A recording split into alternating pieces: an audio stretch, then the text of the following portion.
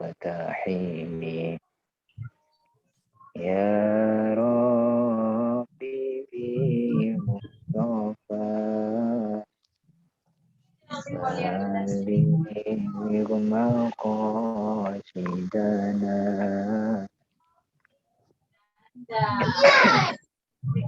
واغفر لنا يا واسع الكرم يا ربي بالمصطفى Recording مالك in progress. مقاصدنا واغفر لنا يا واسع الكرم. Assalamualaikum warahmatullahi wabarakatuh. Waalaikumsalam warahmatullahi wabarakatuh. Ila hadratin Nabiil Mustafa Muhammadin sallallahu alaihi wasallam wa ila hadrati ikhwanihi minal anbiya'i wal mursalin wal awliya'i wasyuhada'i was sholihin was sahabati wat tabi'in wal ulama wal musannifin wa jami'il malaikatil muqarrabin khususan Syaikhul Qadir al-Jilani wa ila hadrati Abu Hasan Asyadini وإلى حضرة محمد بهاء-الدين النقشبندي وإلى حضرة جميع مشايخنا وأزواجهم وذرياتهم وفروعهم ومشايخهم ولجميع آبائنا وأمهاتنا وأجدادنا وجداتنا ولقضاء حاجاتنا وعلى كل نية صالحة وعلى كل نية ما نوى سلف الصالح. الفاتحة. أعوذ بالله من الشيطان الرجيم. بسم الله الرحمن الرحيم. الحمد لله رب العالمين الرحمن الرحيم مالك يوم الدين إياك نعبد وإياك نستعين صراط الذين أنعمت عليهم غير المغضوب عليهم ولا الضالين آمين. Bismillahirrahmanirrahim. Alhamdulillahi rabbil alamin. Alhamdulillahi wa kafa wassalatu wassalamu ala nabiyil mustafa wa ala alihi wa sahbihi ahli tuqa wal wafa. Asyhadu an la ilaha illallah wahdahu la syarika lah wa asyhadu anna Muhammadan abduhu wa rasuluh. Allahumma salli ala Muhammad. Allahumma salli ala Muhammad. Allahumma salli ala Muhammad wa ala alihi wa ashabihi ajma'in.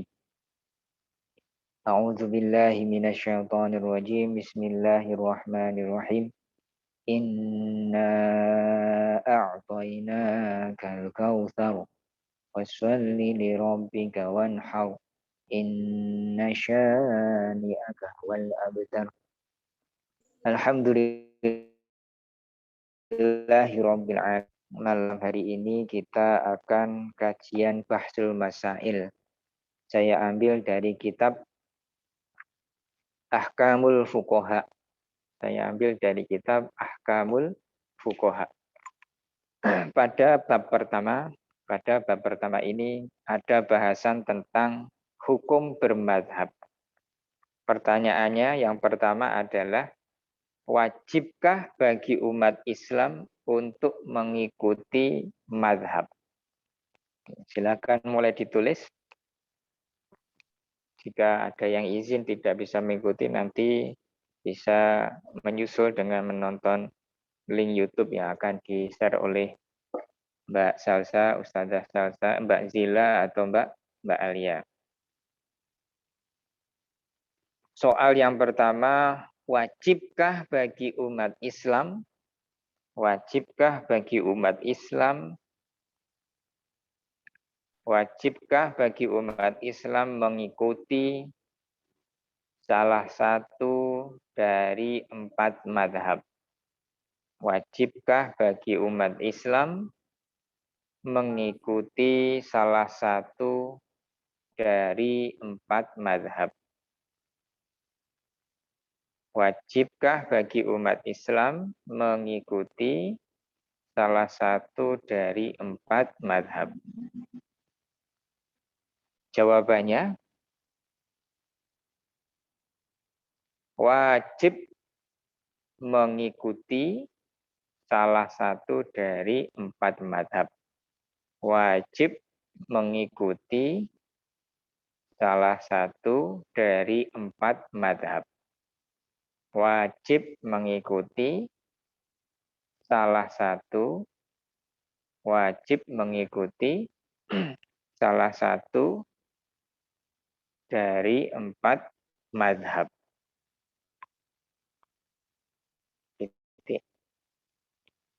Siapakah, soal yang kedua, siapakah 4 madhab tersebut? Soal yang kedua, siapakah 4 madhab tersebut?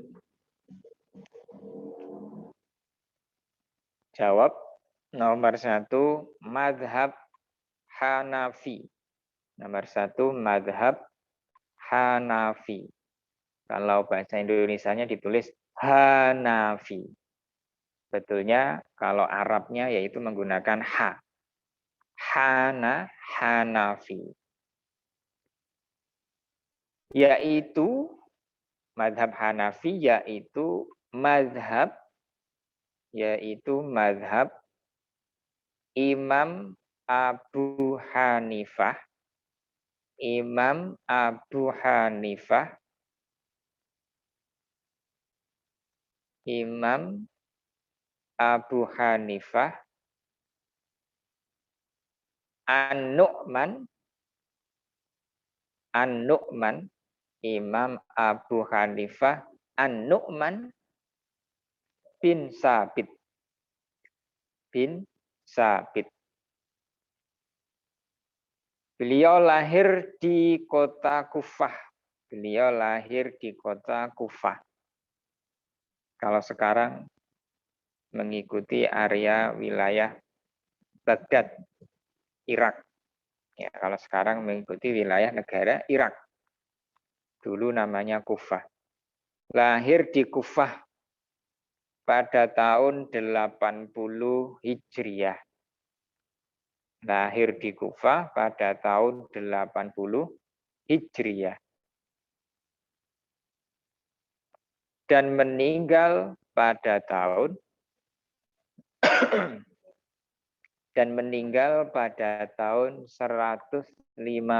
Hijriah. Dan meninggal pada tahun 150 Hijriah.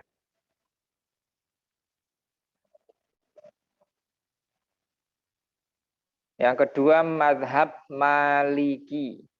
Madhab Maliki. Yaitu madhab Imam Malik bin Anas. Yaitu madhab Imam Malik bin Anas.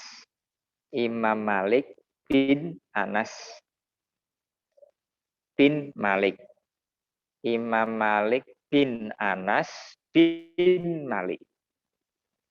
Saya ulangi, yaitu madhab Imam Malik bin Anas bin Malik. Lahir di kota Madinah. Lahir di kota Madinah pada tahun 90 Hijriah.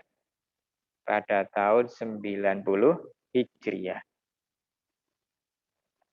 Dan meninggal pada tahun 179 Hijriah. Dan meninggal pada tahun 179 Hijriah. 179 Hijriah.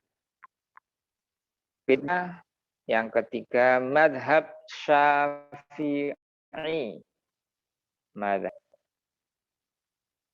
Yaitu madhab Imam Abu Abdillah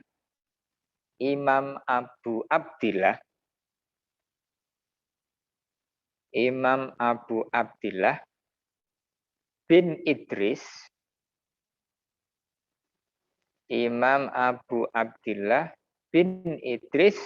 bin Syafi'i. Imam Abu Abdillah bin Idris bin Syafi'i. Lahir di Gaza, Palestina. Lahir di Gaza, Palestina pada tahun 150 Hijriah. Pada tahun 150 Hijriah.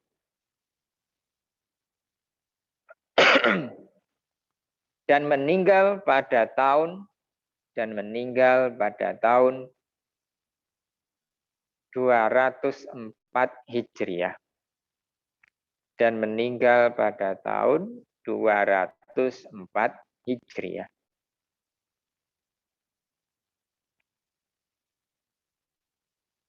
Yang keempat, madhab Hambali.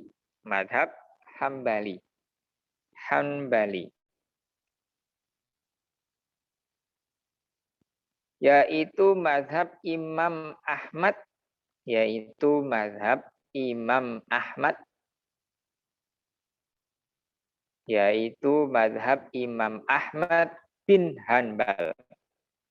Bin Hanbal.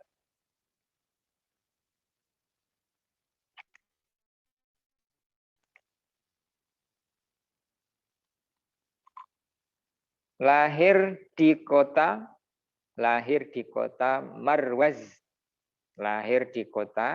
Marwaz.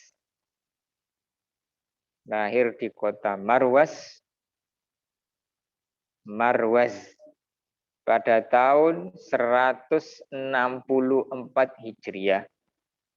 Pada tahun 164 Hijriah.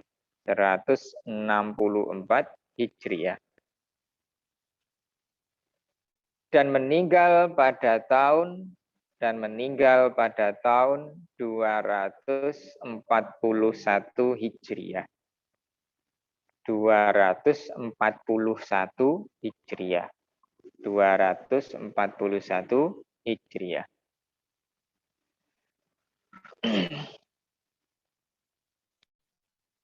Saya ulangi dari madhab Hanafi.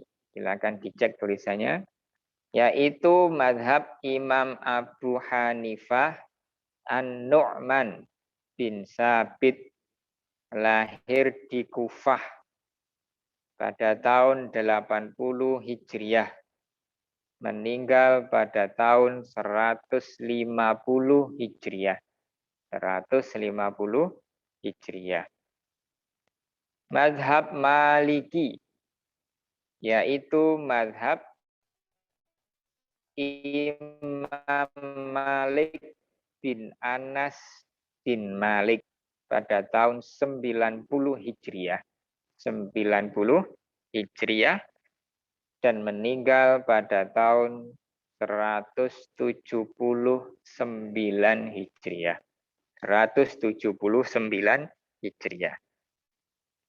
Madhab Syafi'i. Yaitu madhab Imam Abu Abdillah bin Idris bin Syafi'i.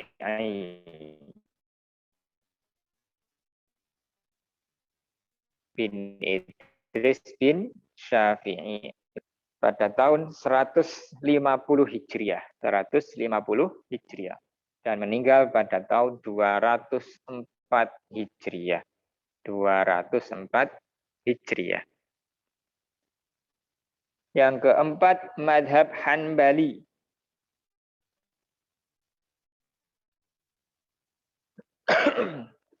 Madhab Hanbali, yaitu madhab Imam Ahmad bin Hanbal. Madhab Imam Ahmad bin Hanbal. Lahir di kota Marwaz pada tahun 164 Hijriah dan meninggal pada tahun 241 Hijriah.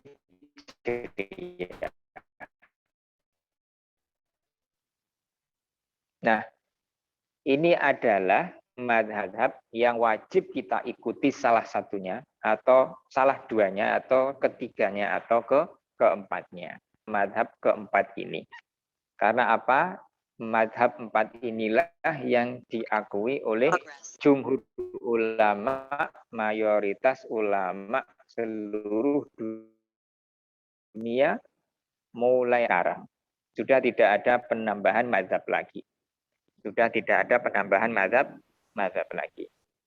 Kenapa harus ada madhab? Madhab itu adalah ijtihad, metode ulama-ulama tempo dulu menggali hukum syariat agama Islam supaya memudahkan umat Islam dalam beribadah kepada Allah. Kenapa harus ada madhab? Kenapa harus ada madhab? Karena memudahkan umat Islam dalam beribadah. Contohnya apa? Dalam sholat. Dalam sholat. Kemarin dalam sholat kita sudah membahas rukun sholat, syarat sah sholat. Ada perbedaan dari keempat mazhab tersebut. Ada perbedaan dari keempat mazhab tersebut. Salah satunya contoh ketika sholat membaca Al-Fatihah. Kemarin sudah sedikit saya singgung, membaca Al-Fatihah dalam sholat itu ada 3 cara. Ada 3 cara. Yang pertama, Bismillahirrahmanirrahim. Bismillahirrahmanirrahim itu disuarakan, dibaca dengan disuarakan. Ini adalah mazhabnya Imam Syafi'i. Jadi sebagian dari kita mengikuti mazhab Syafi'i, jika dalam sholat imamnya membaca Al-Fatihah, Bismillahirrahmanirrahim dibaca jahar, disuarakan dengan keras. Ini mazhabnya Imam Syafi'i.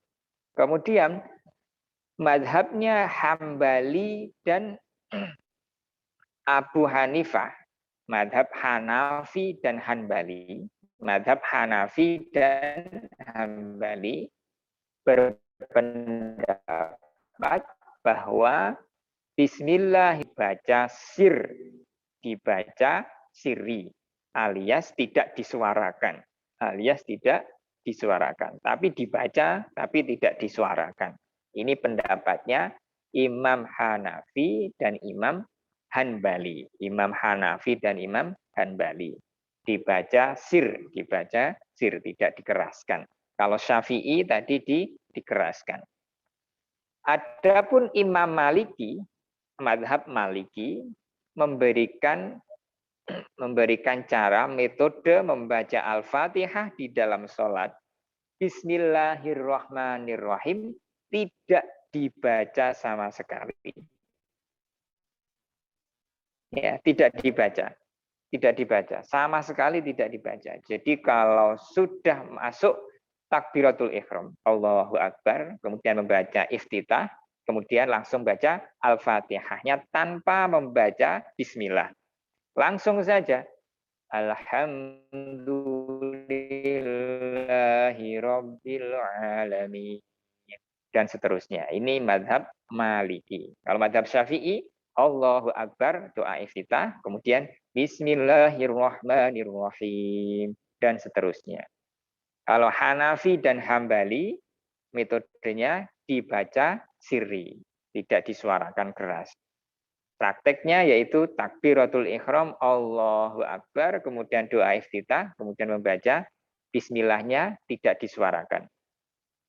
Ya, hanya komat kamit gitu aja, bismillahirrahmanirrahim. Nah, tidak disuarakan secara lantang, langsung setelah disuarakan sirri baru Alhamdulillahi Rabbil Alamin dan seterusnya. Alhamdulillah sampai terakhir dikeraskan. Itu mazhab Hanafi dan Hambali. Kenapa bisa ada 3 cara membaca Al-Fatihah di dalam sholat? Melihat dan mengkaji hadis-hadis fikih, ya, Rasulullah juga pernah memberikan contoh seperti itu.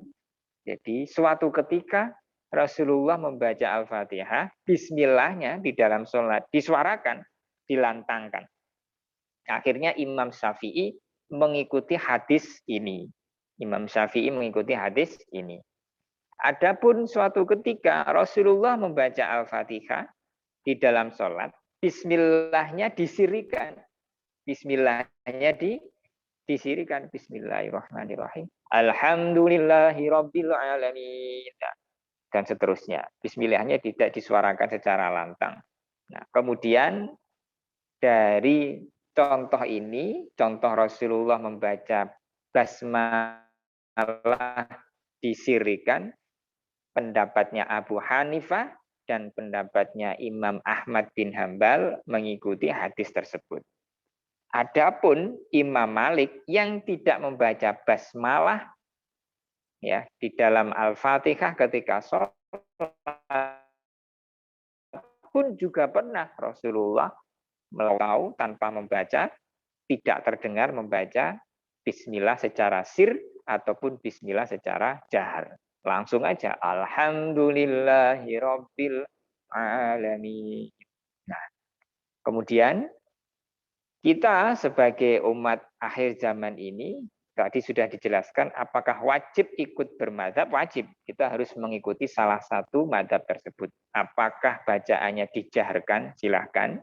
Apakah disirrikan? Silahkan. Atau tidak membaca basmalah juga silahkan. Yang penting keempat madzhab itu ada dasarnya dari hadis-hadisnya Rasulullah Shallallahu Alaihi Wasallam. Boleh merasa paling benar, tidak boleh merasa paling pintar, tidak boleh merasa yang lain yang tidak sesuai pendapat saya, yaitu kemudian disalahkan. Tidak boleh. Jadi kalau ada yang imam membaca Al-Fatihah, basmalahnya dijaharkan, itu benar, karena mazhab Syafi'i. Kalau ada imam membaca basmalah dalam sholat, disirrikan, itu juga benar menurut mazhab Hanafi dan Hambali. Kalau ada membaca basmalah dalam sholat tanpa membaca basmalah, itu juga benar menurut mazhab Maliki, sesuai dengan hadis-hadisnya Rasulullah Shallallahu Alaihi Wasallam.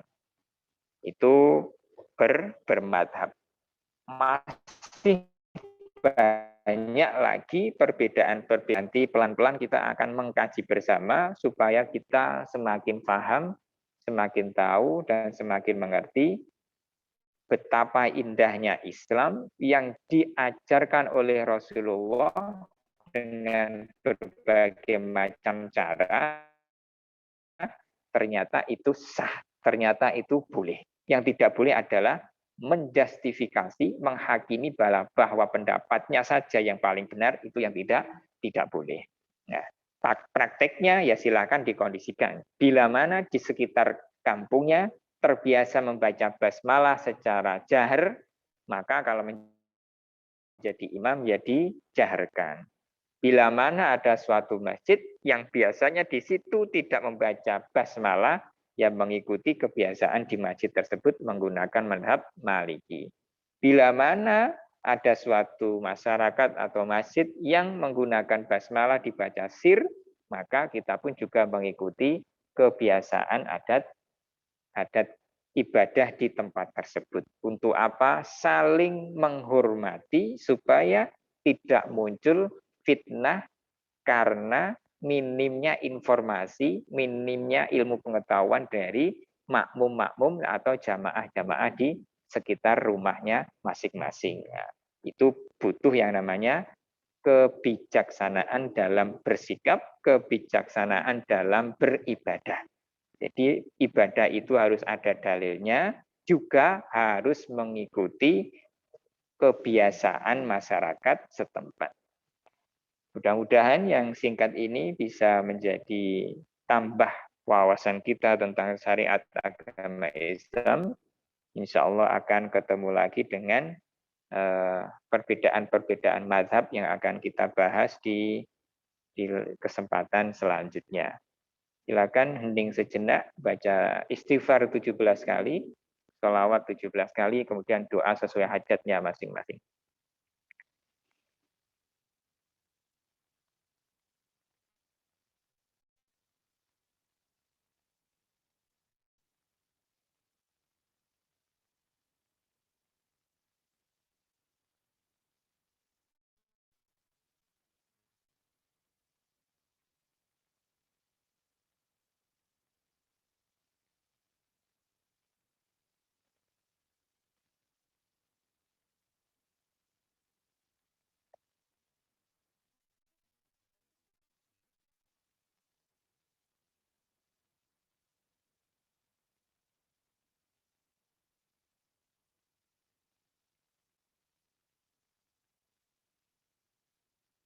Allahumma amin, Allahumma amin, Allahumma amin. Istajib doa'ana ya Allah, Allahumma amin.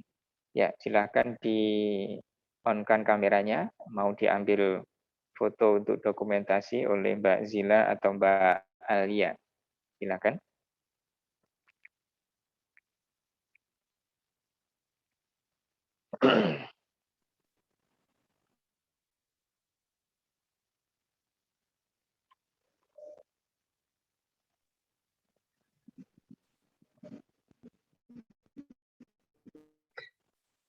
Oke, saya hitung ya. Monggo silahkan bisa mengaktifkan kameranya.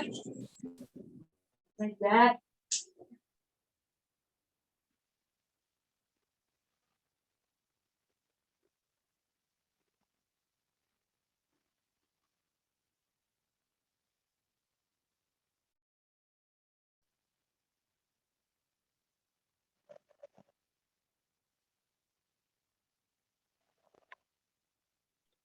Selanjutnya, untuk slide yang kedua silahkan. 1, 2, 3. Sampun Pak Pugu. Sampun. Ya, baik. Nanti yang tidak ikut, ada beberapa yang izin tidak ikut. Nanti ustadzahnya silakan